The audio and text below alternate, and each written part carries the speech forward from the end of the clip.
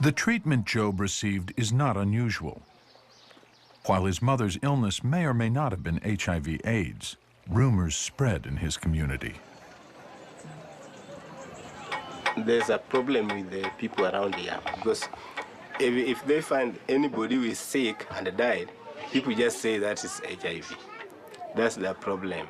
Yeah, to spoil your name, to spoil the name of the family, you see. 3 months after his mother's death, Job dropped out of school. And I think the playmates were trying to lure him to go to the streets. Here in Kibera or in Nairobi as a whole, as street child, they sniff glue in order to forget their problems. So they are dirty, they don't eat, and they can snatch anything valuable at any time. Job ran the risk of becoming one of Nairobi's 60,000 street children. He was a young boy.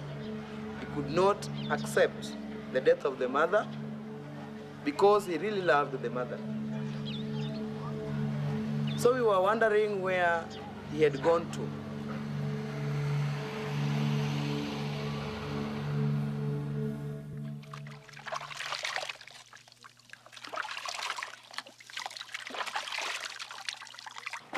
A month later, Job returned to school.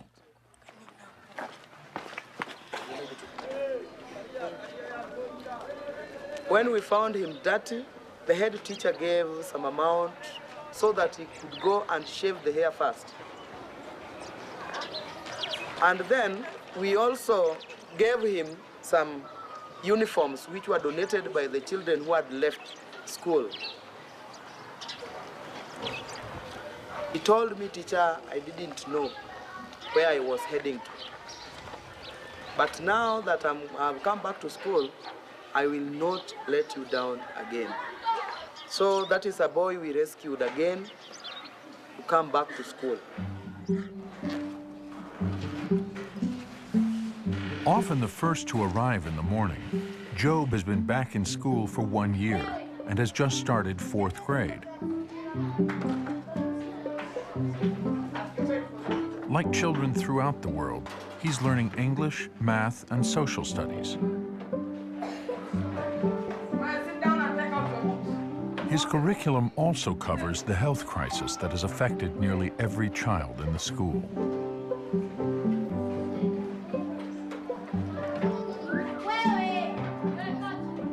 Since his return, Job has been chosen as prefect, or class monitor.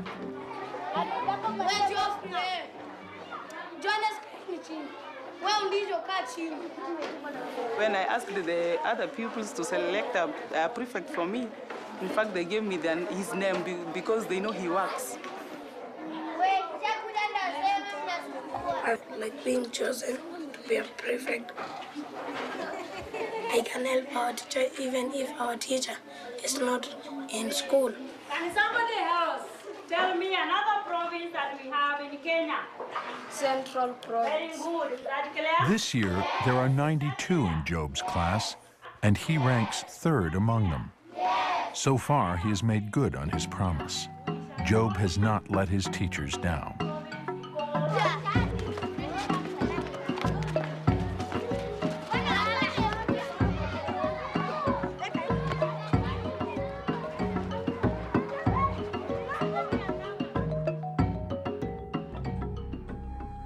To achieve the education for all goals in low-income countries, the world needs an estimated $11 billion each year. Unfortunately, in 2007, funding to low-income countries for basic education was only $2.6 billion. Not only is the whole education funding pie too small, but low-income countries receive too small a slice relative to their need.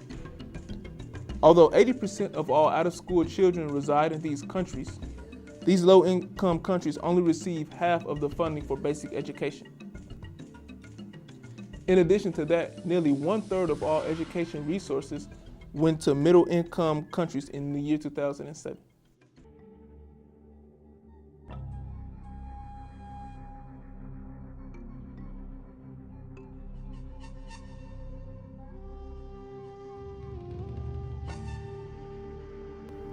Donor funding for education has increased rapidly between the year 2000 and the year 2004. But since then, total aid for basic education has declined by nearly 22%. Most donor governments have decreased spending, and other donor governments have not filled in the gap. While U.S. funding has grown, the U.S. is not likely to meet its fair share of the global education need of $2 billion for the fiscal year of 2010. In his presidential campaign, President Barack Obama offered a vision of hope not just for the United States, but for the entire world. By creating a global fund for education, he has the chance to deliver on a promise that will have resounding impact not only on children overseas, but on America's legacy for generations to come. President Obama's inaugural address contained a ringing endorsement of U.S. engagement with the developing world when he stated, "To the people of poor nations, we pledge to work alongside you to make your farms flourish and to let clean waters flow, to nourish starved bodies and feed hungry minds." Our country's economic health and security are inextricably linked to the prosperity and security of the rest of the world. The current economic crisis brings with it a strong temptation to turn inward and focus on the pain that we are experiencing here at home. But pulling back from global engagement is not an option. Stability and prosperity go hand in hand, and neither is possible in the presence of widespread and extreme poverty. President Obama's commitment to educating children around the world not only resonates throughout his administration, but also with the Results Organization. Joanne Carter, Executive Director of the Results Education Fund, has stated, "Both President Obama and Secretary of State Clinton have stated a bold commitment to launching a global fund for education. As this global financial crisis disproportionately impacts the poorest people in the poorest nations, we urgently need the administration to follow through on its promise to move forward on this global fund for education. This would enable low-income countries to provide at least a basic education for all of their children. This will provide enormous benefits in breaking the cycle of intergenerational poverty, promoting health and prosperity, and building peace and stability." With all this in mind, Results would like to urge you to contact your local legislators and ask them to support the Global Fund for Education. Try to engage your legislators and remind them of the difficult times that people are experiencing in this country, and then ask them to imagine how much more difficult things would be if our government was too poor or unstable to offer any education at all.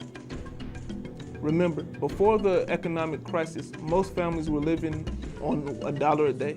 Just imagine how much more difficult times are right now.